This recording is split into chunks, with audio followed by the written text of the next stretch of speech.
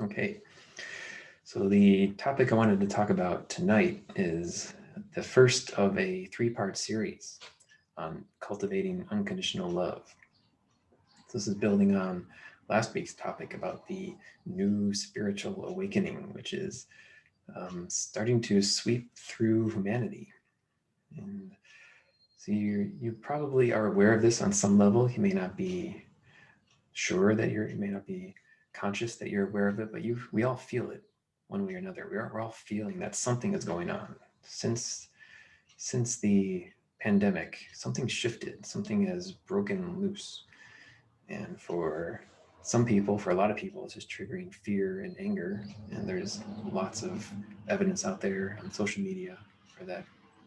But for other people, for probably people like you, if you're drawn to watch this video, it's triggering a spiritual awakening, a new wave of spiritual awakening, different from anything we've experienced in the past, but on the order of what we saw with the Enlightenment, when in a relatively short period of time, a new way of thinking swept through humanity, and we were able to shake loose from the bonds of feudalism and move on to capitalism, which was better than feudalism, and it worked for a while. But now, if you look around, it's still not working as well as it could for all of humanity. It's working really well for some people, kind of well for other people, but it's really still kind of screwing over a whole bunch of people. A bunch of minorities, a bunch of third world countries are getting the short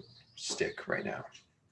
And so now we're embarking on a new change, which is going to bring something new.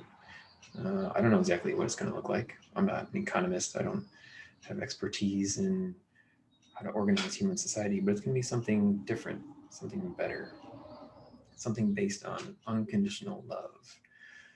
Unconditional love of ourselves, unconditional love of our lives, and unconditional love of the world, the rest of humanity, everyone in it. So those are going to be the topics for this three-part series that we're starting tonight. Unconditionally loving ourselves, unconditionally loving our lives, the environment, the circumstances we find us in, and finally, unconditionally loving the world, everyone and everything in it. So tonight we will begin with unconditionally loving ourselves. And this is the most important step, most important part of this new love revolution. That's part of the new spiritual awakening. Learning to unconditionally love ourselves. And this can be tricky for a lot of people. It can be hard for a lot of people because many of us grew up exposed to messages that we're not worthy, we're not enough, we're not good enough, we're not worthy, maybe we're doing things wrong. For whatever reason, a lot of us grow up with these messages that we're not enough, we're not worthy of unconditional love. And it can be hard to overcome this lifetime of ingrained conditioning. And so the key to breaking through these messages of shame and unworthiness that we have internalized from our upbringing. So if we want to let go, or perhaps a better word is not just let go, but move through these feelings, is to embrace them, bring them out in the spotlight. So we hear lots of talk about thinking positive and cultivating gratitude, and your thoughts determine the world. So oftentimes we interpret that as that we just need to start thinking positive thoughts about ourselves. We just need to start loving ourselves, start thinking loving thoughts about ourselves. But we can't force ourselves to feel differently about ourselves. We can't just force our minds to think differently. That doesn't work. That just leads to repression, leads to spiritual bypassing, if you've heard that term, toxic positivity. When we just try to repress our negative feelings, they ultimately just get stuffed down inside and they come out sideways at some point, usually with lots of pain, anger, and fear. So repressing our negative emotions, even our negative emotions about ourselves, repressing those feelings never works out well. The better approach is to embrace those feelings, bring them out in the open, look at them fully, completely, shine the light of mindfulness on them and expose them for the bullshit that they are. That's how we can move through our feelings of unworthiness and shame, by mindfully examining these feelings and discovering that they are not true. So let's take feelings of guilt and regret. Does anyone feel guilt and regret for past decisions? Maybe we've made wrong choices that have led to pain for other people or pain for ourselves. Or maybe we feel like we're still making decisions that are sabotaging ourselves. We may feel we're preventing ourselves from living up to our full potential. And all that's natural. I feel all these feelings myself every day. But if we actually look at these feelings of regret and guilt and examine them mindfully and apply some of the latest research from cognitive scientists, from cognitive science about how our brains work, how our minds work, if we look at these shameful negative feelings through this lens of mindful self-examination, we can see them for the lies that they are. So let's start with guilt and regret. Maybe we have these lingering feelings of guilt for the things we've done in the past. But for behaviors that we've engaged in the past, or perhaps we are presently engaging in. So these behaviors, all our behaviors, so there's been a lot of research recently showing that all our behaviors are driven by thoughts. And so that's no surprise. But the surprising thing is that all of our thoughts, every single thought that we have, arises first out of a feeling. So feelings come up first. Feelings produce thoughts, and thoughts lead to behaviors. So there's a lot of evidence out there supporting this model of the mind. You can read Robert Wright's book, Why Buddhism is True. It's a great resource. I've talked about this in the past, about the modular model of the mind. So there's a fair amount of evidence to support that this is actually how our minds work. We think that we're consciously in control of our actions, but in reality, our feelings control our actions. And so consider this. Do you choose to feel how you feel? Do you decide which feelings are going to pop into your mind in any given moment? Of course not. None of us choose how we feel. We don't get to decide how we're going to feel. We just feel. Feelings arise. Feelings arise when the conditions come together to produce a particular feeling. So this is an important concept from the idea of Maitri from Buddhism. The idea that when conditions come together for a feeling to arise, then it arises in our mind. And those conditions are determined by three factors. The first is our inherited personality tendencies that we innately possess within our brains, that we inherit from our parents. So these innate personality tendencies, that's the first factor. Number two is our upbringing and the experiences and conditioning we receive as we're growing up. These act in concert with our innate tendencies to determine and shape our personality as we grow. And the third factor is the present circumstances that we find us in.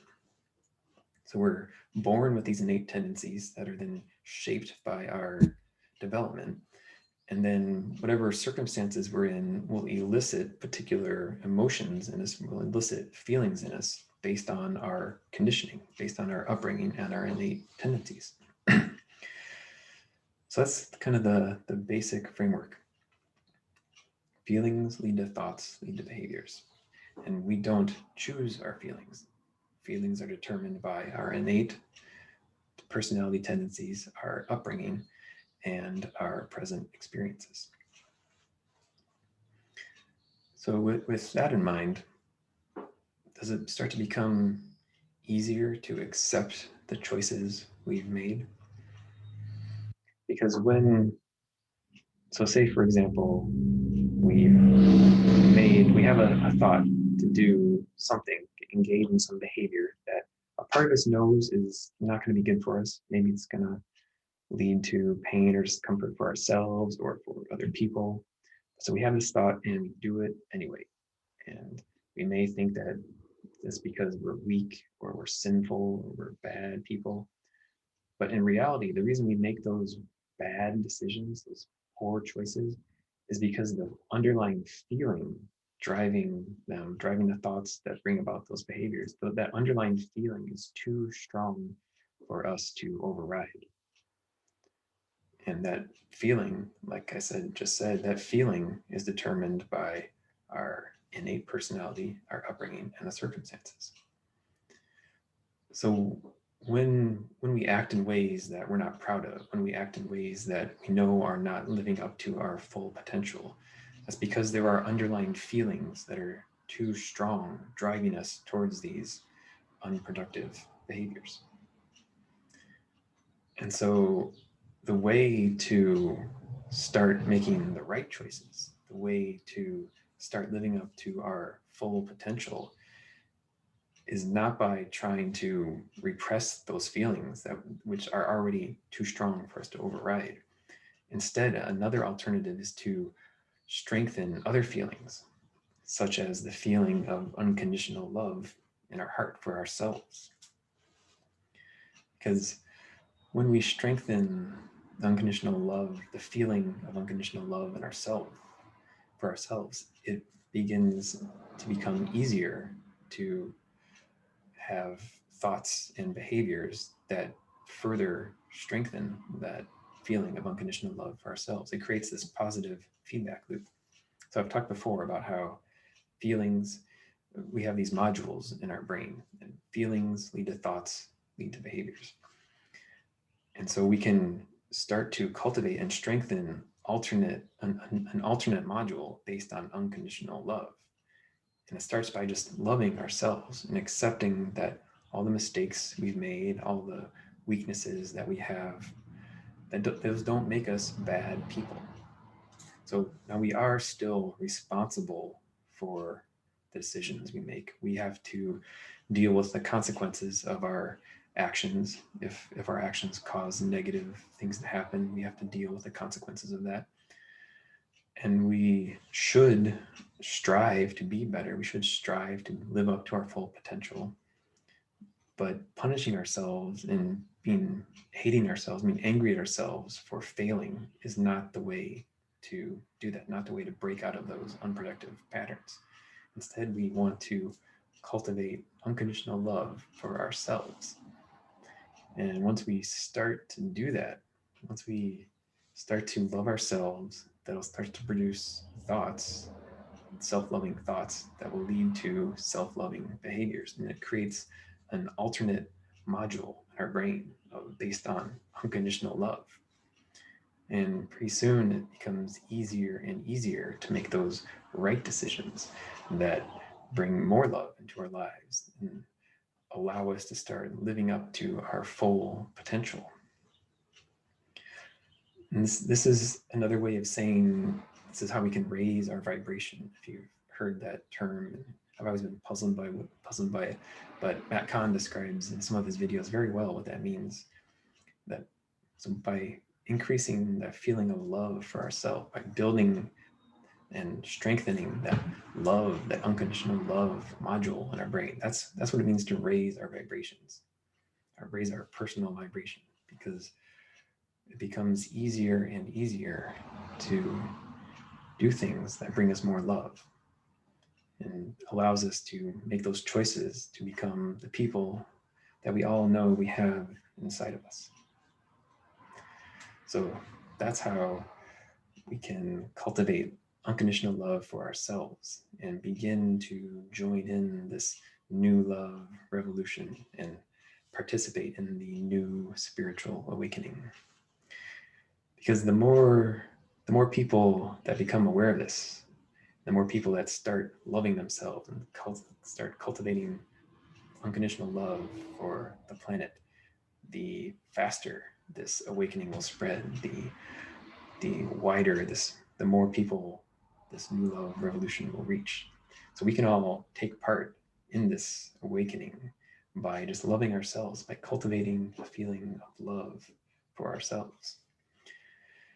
So next week, we'll talk about cultivating unconditional love for our lives. And then the week after that, we'll discuss cultivating unconditional love for the world and other people. So in the meantime, let's work on a meditation that can help us feel unconditional love in our own hearts.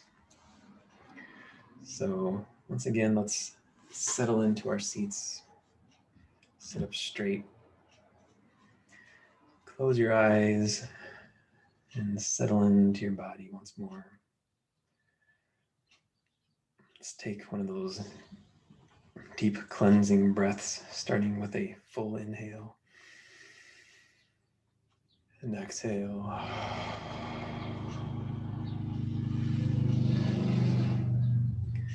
One more of those, a deep full inhale and exhale.